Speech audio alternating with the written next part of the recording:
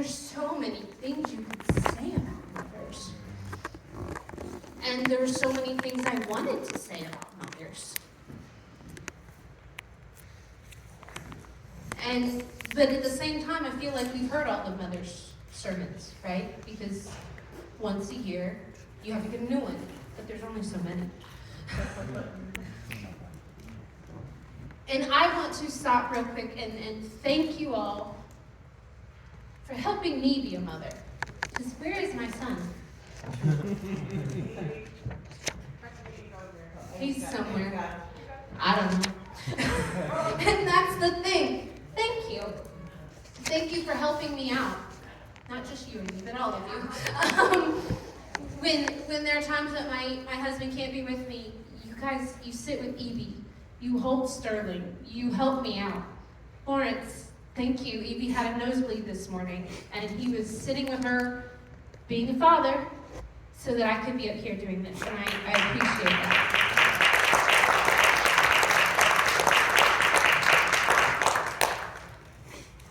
I'd like to say that what you see of me is a lot of my mother, and a lot of it is, sorry, Lawrence, and she's a great lady.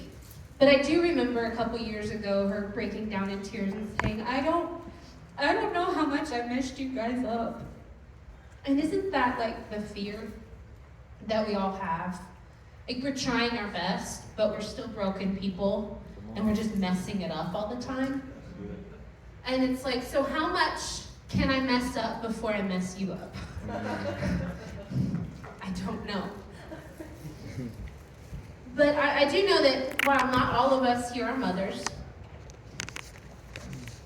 most of us can look back at a mother figure in our lives with fondness and appreciation. And if you can't do that, I am so sorry. But there is no doubt that the mothers in our lives have influenced us and what we've become very greatly, whether for good or for bad. And today I want to talk about the legacy that a mother can leave behind. And I want to look at two very different mothers and two very different legacies in the Bible. Please excuse my voice.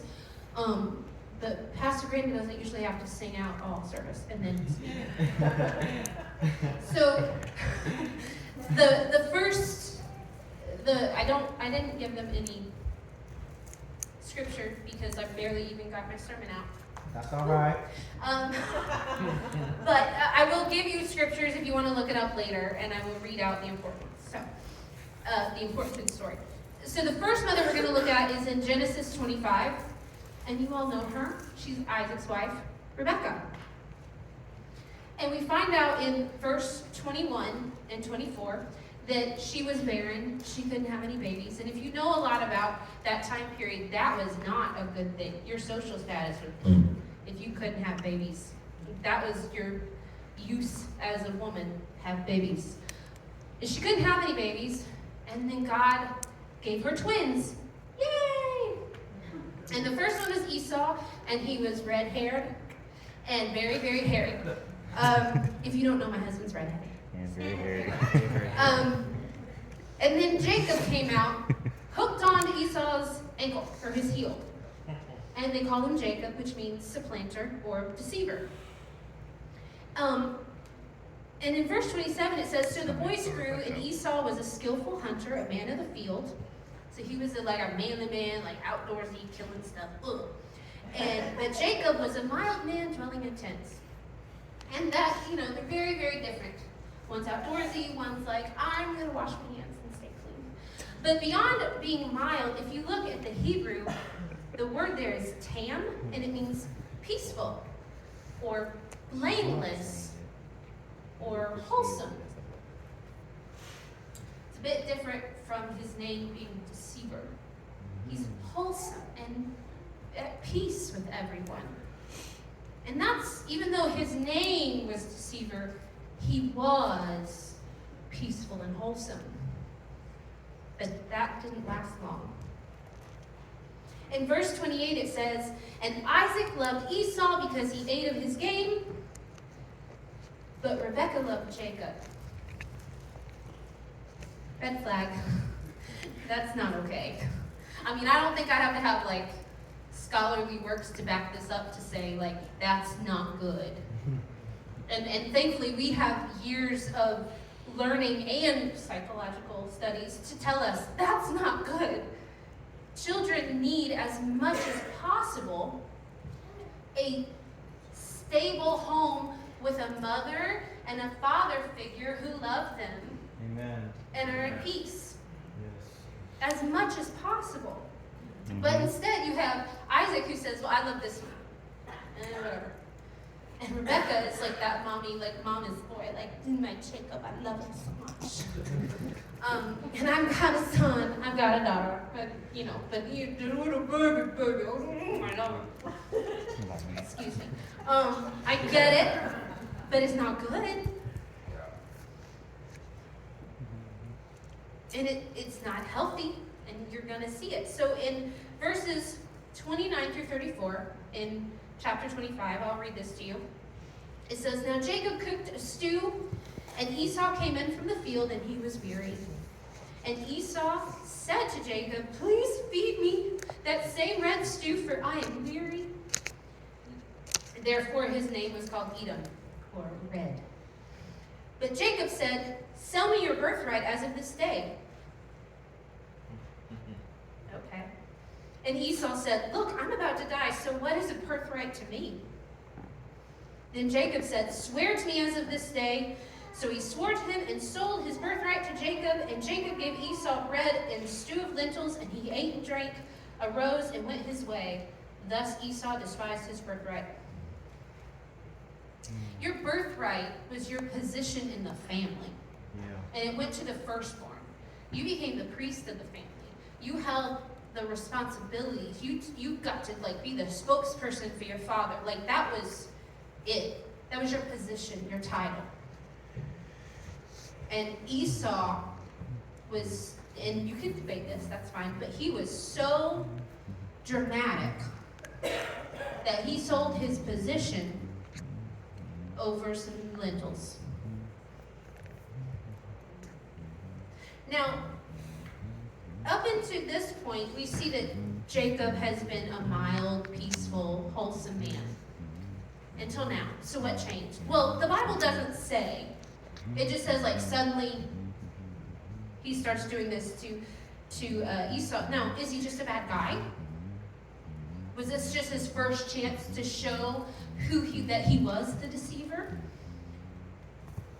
Maybe it was his mother's influence. She was his favorite, or he was her favorite after all. Now, that may seem like a stretch, but mothers have such an impact on their children growing up. And we have another story to kind of prove that his mother had a hand in what was going on here. So in Genesis 27, 2 chapters later, verses 1 through 30, I'm not going to read it. But so Isaac is old, and he's like, I could die any day. Esau, come here, and I'm going to bless you. So you have the birthright, and now you have a blessing. And he's like, any day now, I could die, so go, hunt some game, fix my favorite food, and I'm going to bless you. And so Esau leaves. But Rebecca overheard what was going on, and she's like, Jacob, come here. I cooked this food, go take it to your dad. And tell him you're Esau. Mama can't. He's very hairy, and I'm not. So she takes the hair of the animal that she cooked and puts it on his arm and his neck. And he's like, Mom, I don't think this is a good idea. And she's like, hold on a second. And she goes and gets Esau's clothes, because let me tell you, if you spend all day outside, you smell different than if you spend all day inside. Yep. So he put on Esau's stinky clothes. And she's like, go. Tell him you're Esau. And he goes in, he's like, Hi, Dad, it's me, Esau. I'm here for my blessing. Here's your food. He's like, okay.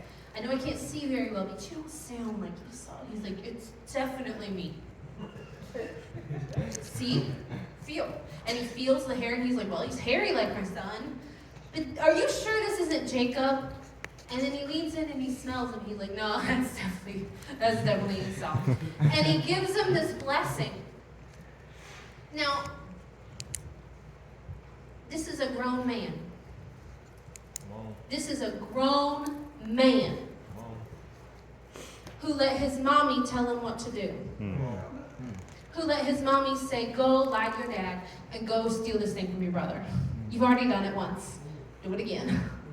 And instead of saying, no, I'm a grown man and this isn't right and I'm going to do what's right, he's like, okay. And he steals something else. Well, it's something else. Esau gave the first thing away. He steals something from Esau. Jacob was a grown man who takes advice from his mother to deceive his father and steal his brother's blessing. There's no part of that sentence that's okay. Not a single bit of it. Grammatically, sure. But other than that, no. Now, as a result of this decision that was directly influenced by his mother, he must now live on the run because Esau's ready to kill him. And not like, I'm going to kill my sister. She just, gave me a bad haircut. He's like, get my knife. Get my bow. I'm skinning him. He's dead. Rebecca's legacy as a mother are two sons who are at odds with each other to the point that one's going to kill another. Literally kill him. Her legacy is her favorite son running for his life. A mother and a father's job is to prepare your children, prepare children who are ready and capable to enter the world and be a contributing member of society. A helpful, positive member of society. We want our children to grow up and be ready to leave the nest. To say when I left for college, I had been a homebody my whole life. Never did nothing. Stayed at home all the time. But once I was 18, I was like, let's go. I'm never coming back here. And I almost didn't. I was like, I don't know what I'm doing, but I want to get out. Let's go. I want to get out. And that's what you want for your children. It hurts, but you want them to say, okay, I'm ready. I'm ready to do my own thing. Let's go. Let's go. Let's go. You don't want them to be forced out because of their bad decisions. That's good. There is definitely the need for personal responsibility because Jacob made his own decision. He could have said, no one, I'm not doing this. But I believe it can be well argued that his mother's influence led him to decisions that were destructive and had long-lasting consequences. So his life was rife with turmoil. He was tricked, so he went to his uncle, and he saw Rachel, and he's like, I love her, let me work, and I'll marry her. And Laban, his uncle, was like, okay. And on the wedding night, they covered the lady's face so you couldn't see him. He married somebody. It wasn't Rachel. The next day, he was like, you not Rachel. You ain't as pretty as she is. So he was tricked into marrying Rachel's older sister. And then he had to work 7 more years. So 14 years total, and then you get to marry Rachel. And then, because you don't marry sisters, let's just go ahead and say you don't have 2 wives. Let's just don't. But don't let them be sisters. Either. Because then there's infighting, and your wives are always bickering, and that's just not good. And then he has to flee from his father-in-law. Long story, I'm not going to get into it, but he's like, okay, Laban, I'm ready to leave, but can I have some flock? He's like, sure. Okay, I'm going to get into it. He's like, sure, but I want the good ones. He's like, okay, I'll take the speckled ones, which were viewed as not as good. And he started doing some stuff, I don't remember what, and he caused all these sheep to be born speckled. So his flock just grew and grew and grew, and by the time he skedaddled, Laban and his sons were like, you did something, and you stole our sheep. And he's like, sorry. So he's on the run with a bunch of speckled sheep. And then he wrestles with God, which seems like an okay thing, except that he leaves limping, physically maimed and hurt. And then his daughter Dinah gets defiled. You can read about that later. And then his sons slaughter a bunch of people because their sister was defiled. And then he has a favorite son who gets sold into slavery. And then they're in famine. And I'm just telling you, this life is not a fun life. And I believe that it could be argued that a lot of that was because of decisions he made to be a deceiver. Because though you can change your life around, there are still consequences to your behavior and your decisions. Sorry, my foot's cramping. And here is where we see that Rebekah's legacy didn't just end with Jacob being on the run. It continued to the next generation. So she and Isaac said, it's okay that I have a favorite son. Yeah. Not a big deal. Well, And so even though Jacob saw the problem with it, not enough. Because then he was like, I really love Leah, so yay, I got sons. But look, Rachel gave me a son, my favorite. And it wasn't just like, he's my favorite, don't tell anybody. He's like, you're my favorite, Joseph. Here's a special gift that no one else gets. That doesn't cause no problems. And because of this, he doesn't see his son for years. Now, God can redeem your situations and your bad choices. This isn't the end of the story. And if you make bad choices and you make bad decisions and you turn things around, your life, your situation can be redeemed. Even though Rebekah's influence over Jacob helped him make horrible decisions over and over, and it led to disastrous consequences, not all was lost. Isaac, and at a point later in life, Jacob, still loved God. At that point when he wrestles with God, because at one point he's going to Laban, I believe, if I remember his story correctly, he goes through Bethel, and he's like, God, if you will keep me and bring me back, then I'll worship you. Then you'll be my God. So he hasn't made a decision yet. But on his way out, he's back at Bethel and he wrestles with God. And that's when he makes the decision, all right, you're going to be my God. And I love you. And at that point, God changes his name from deceiver, Jacob, to Israel, which means Prince of God. So he loves God and he's making a change. He's doing the right thing.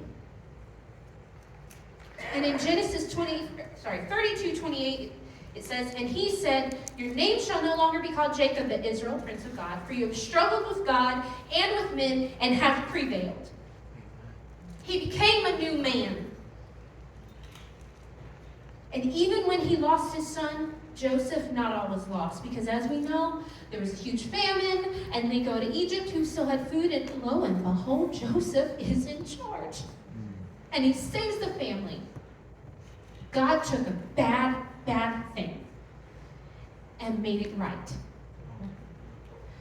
Now, I am a firm believer that that was not the only way that his family could have been saved.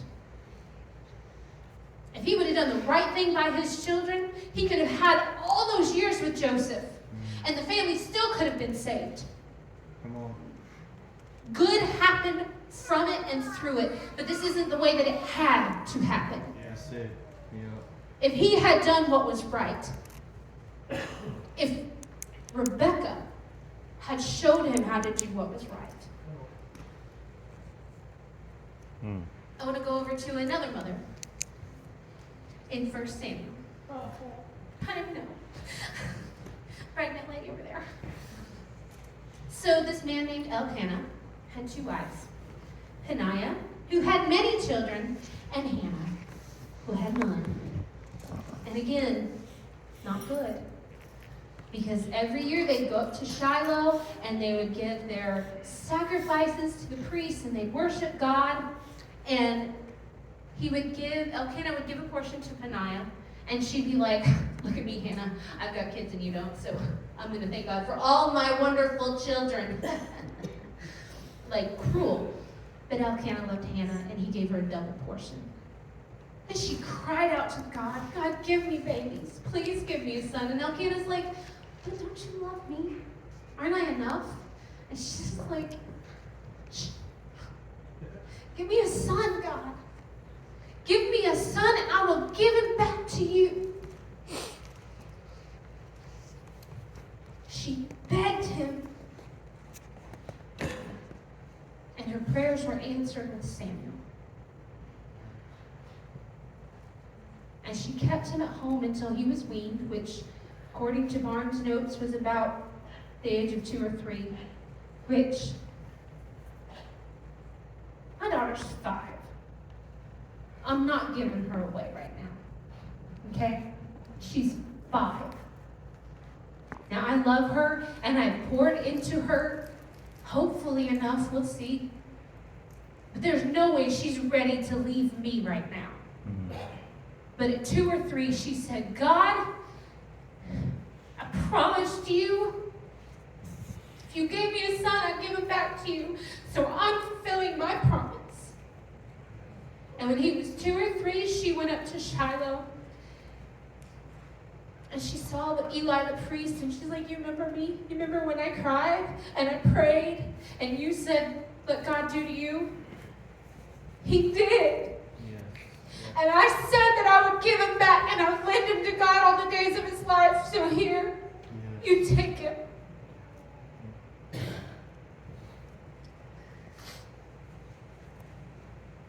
Can I just say that was probably the hardest thing she ever did?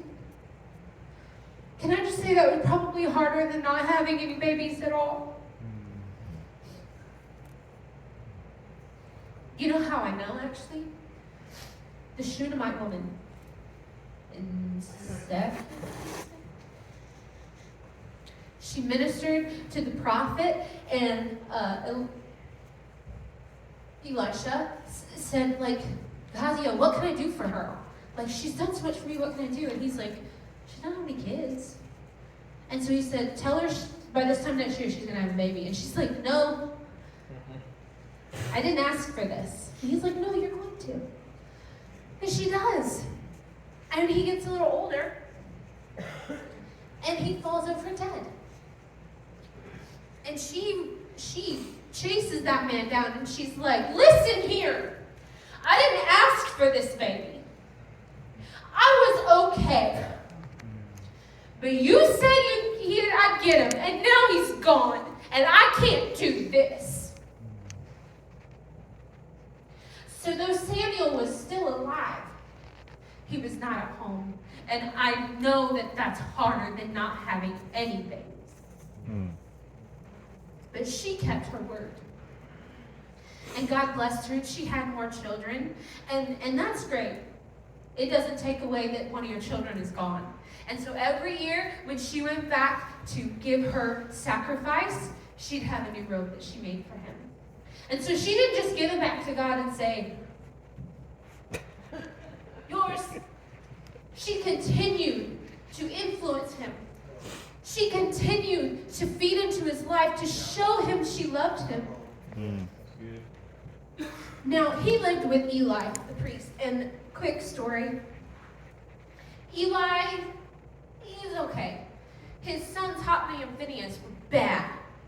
They were priests and they were bad. And Eli knew it. And he even tells him, why do I hear all this stuff? And why do I hear with you that you're sleeping with women at the sanctuary gate? Like, why are you doing this? So he knew. And he let it happen. This was not a good situation. But Samuel lived with him. And finally one day God starts speaking to him. It says that there was no widespread revelation at the time. But Samuel starts hearing God speak. And Eli doesn't even know what's going on at first. He's like, why are you waking me up? And he's like, you called for me. No, I didn't. Go back to sleep. And he's like, Samuel. He's like, what? I'm here. And he's like, go back to sleep. He's hearing from God. I'm getting all off my notes. And God started giving him prophecies. And his first prophecy confirmed another prophecy that Eli had already given, that God was going to destroy Eli's sons for what they're doing.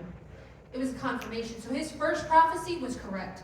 And it says in 1 Samuel 3:19, so Samuel grew, and the Lord was with him, and let none of his words fall to the ground. They were God's words in Samuel's mouth. And he completed every single one of them. He ended up growing and becoming revered by men. He became one of the greatest prophets in Israel. He even directly influenced King David himself. But I don't believe this was Eli's influence, because Eli let mess happen. He didn't care. He thought he cared. He didn't care. So I can't say that what became of Samuel was because he lived with a priest. No, it's because he lived 2 to 3 years with a God-fearing woman who poured herself into him. And every year that she could see him, every time she could see him, she poured herself into him. And her legacy was a man who chastised kings, was a man who brought revelation back to Israel, was a man who changed his environment of the whole country. That was her legacy.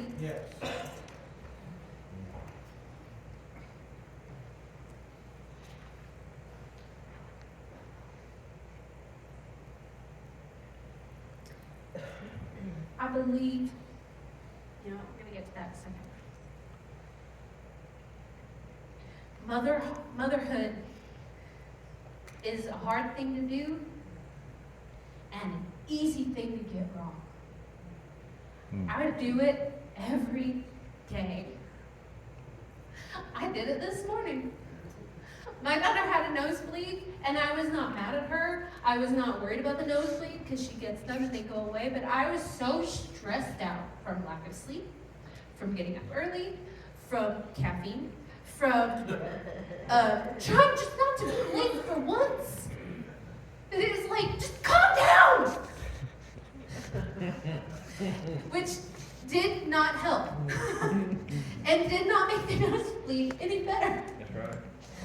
It wasn't until my husband came in and was like, it's okay. And was actually calm. And I got out of the way that things started getting better.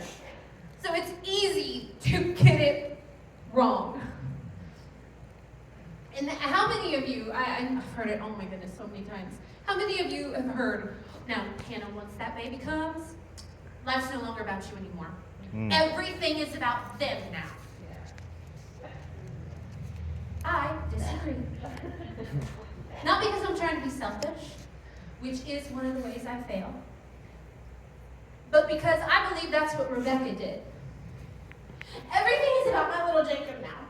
Everything. I don't care if I have to take it from Esau. It's about my baby. I'm going to do everything for him. And look where that got her. Look where that got him. No.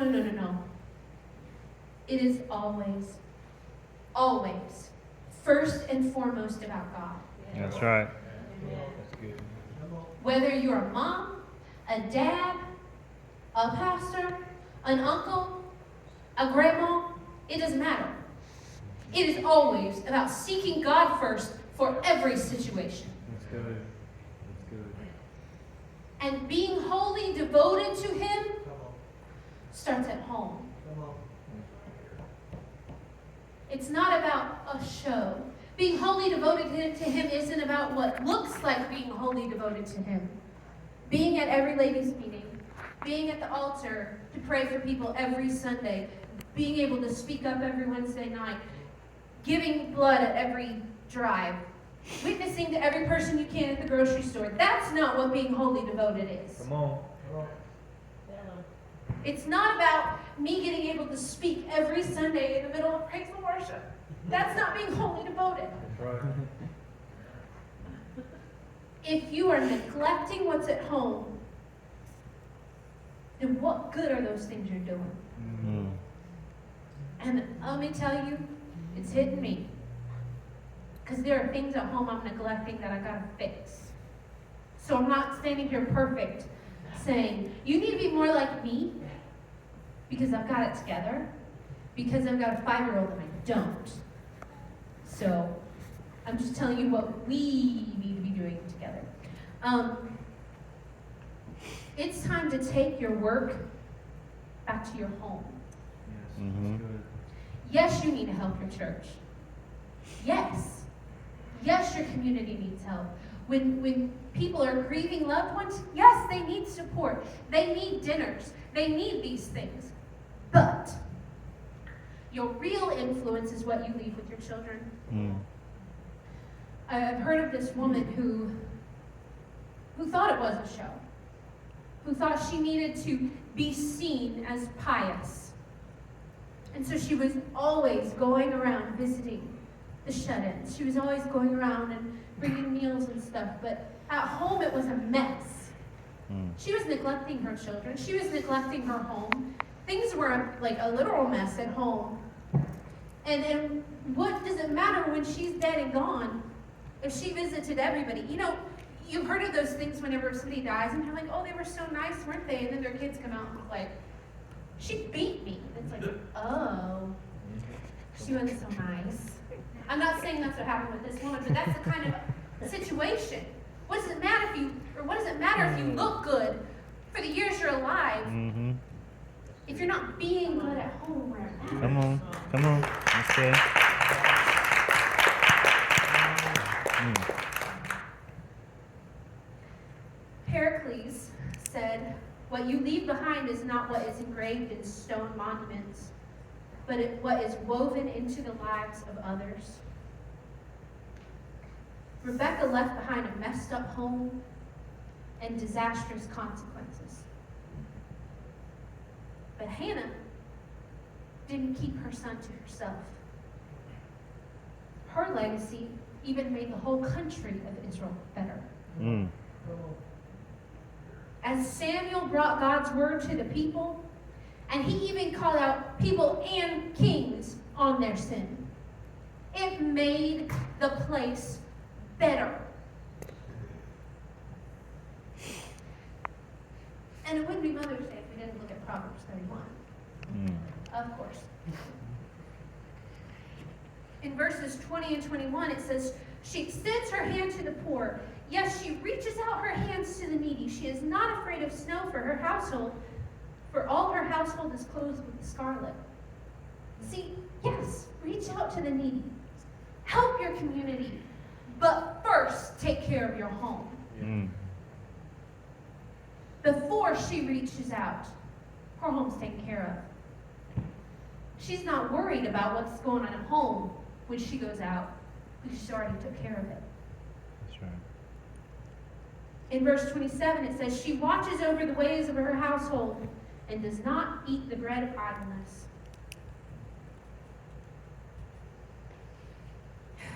She is busy keeping her house in order, not busy keeping up appearances of what she thinks she should look like. And of course, verse 30, charm is deceitful and beauty is passing, but a woman who fears the Lord, she shall be praised. Your work for the Lord, whether you are a mother, a wife, a husband, a child, it starts at home. Be the peace and helpmate for your spouse. Provide for your family. Be a missionary at home first. Because your children are your legacy. In verse 28 it says, her children rise up and call her blessed. Her husband also, and he praises her. And, you know, I spent a couple weeks mulling over a lot of these stories and ideas, and I had a lot of things on what I should say, and this finally came together. But even after this sermon came together, there was one part that just keeps sticking out to me. Because maybe you say, well, that's all well and good, but I've already made all my mistakes and my children are grown. Because honestly, there's not many of us in here who are just raising little ones right now. It's never too late. Your influence as a mother or a parent can still have a great impact. My husband grew up in a Christian home with parents who loved him. They weren't perfect, because we aren't, but they loved him. And he was at church all the time. He was in youth group all the time. But he didn't get saved until he was 21.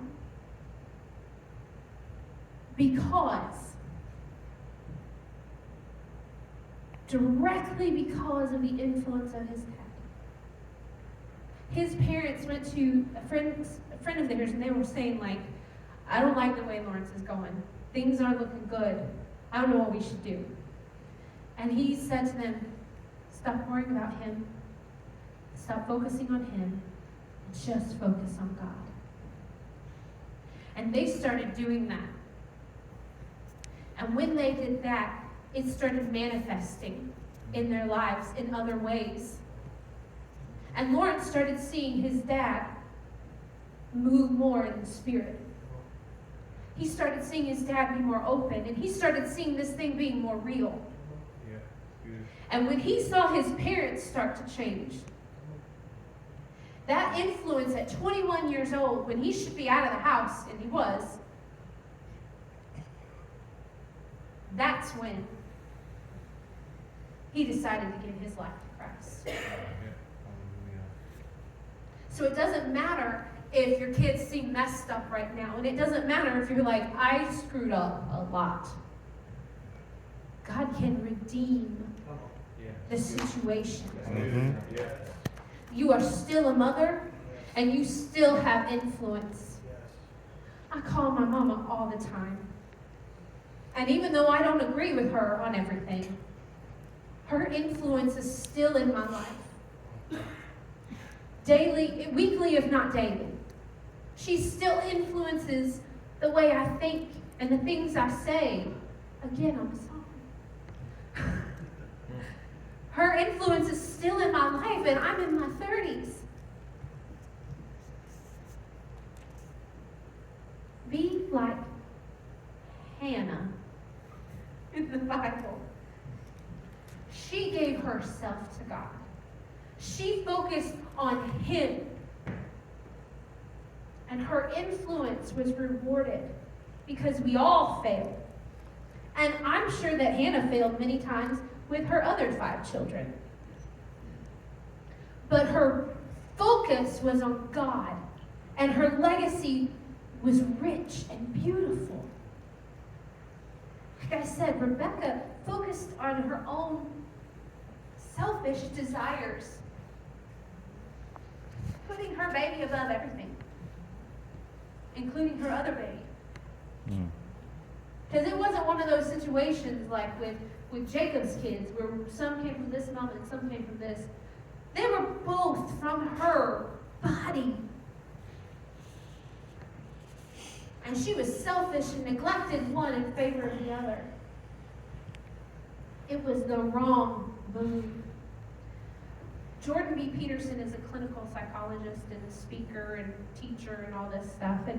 And he talks about helping people in his practice and working on improving themselves. And so many people are like, it seems so selfish to just work on me. And so he says, I make out a plan that improves them, but I show them how improving yourself isn't just improving yourself. It's improving the lives of everyone around you. So there's no reason not to. Because when you improve yourself, or more spiritually, when you focus on God, it's not just changing you, but as we saw with Lawrence, as we saw with Samuel, whenever you focus and change yourself, it starts changing the atmosphere around you. Come on.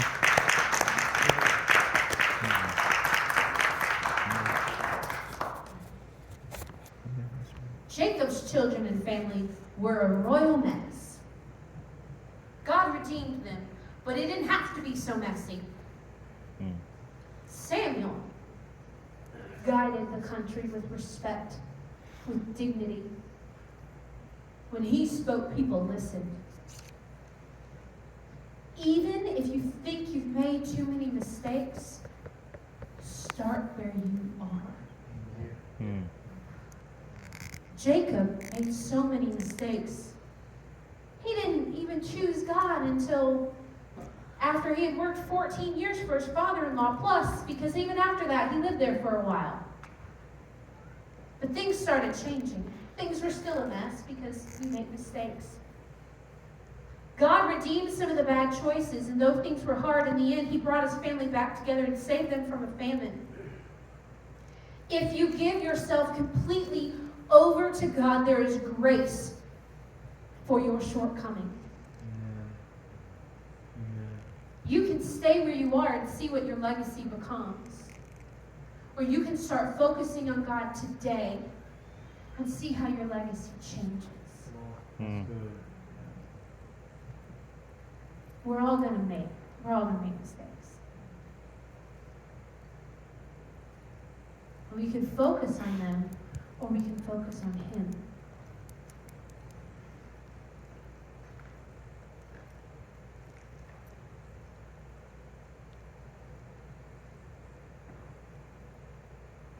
I don't know where you all are today. Mothers, I don't know how you feel fully, but I know that if you're anything like me, you're constantly thinking,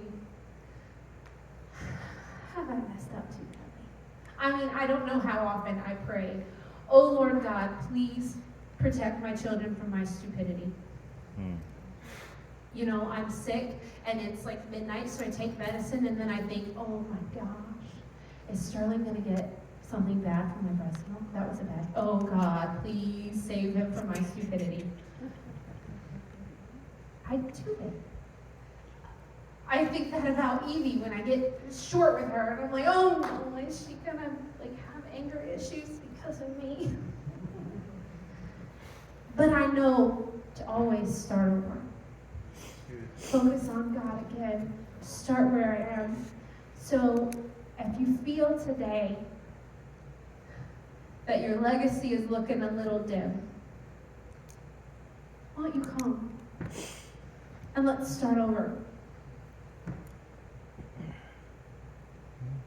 Why don't you come and start focusing on God again? If you would stand. And I'm going to pray, and I'm going to hand it over to Pastor. He is here. He is ready to help you get started, and He's ready to redeem the mess that you've already started creating. Just give it over to Him. Heavenly Father, I thank you for today. For the day that we get to celebrate mothers, because motherhood is hard and confusing and stressful. Life is confusing and stressful. But I know, God, that you are here and you are ready and waiting to redeem the time. You are ready and waiting to redeem the situation, to redeem the lives that look lost and beyond repair. Nothing is impossible with you, God. Nothing is impossible with you.